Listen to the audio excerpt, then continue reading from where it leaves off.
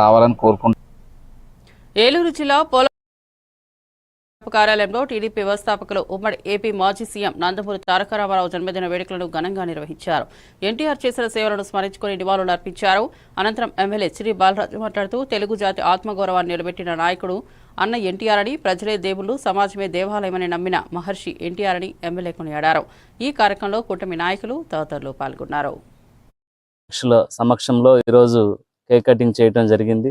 అలాగే ఈరోజు జీలిగిమెల్లి మండల అధ్యక్షులు సుంకవెల్లి సాయి గారి సారథ్యంలో ఇక్కడ జీలిగిమెల్లి మండలంలో అనేక సేవా కార్యక్రమాలు ఈరోజు చేయటానికి ప్రతి ఒక్కరు కూడా టీడీపీ నాయకులు, కార్యకర్తలు అందరూ కూడా ఈరోజు ముందుకు రావడం జరిగింది.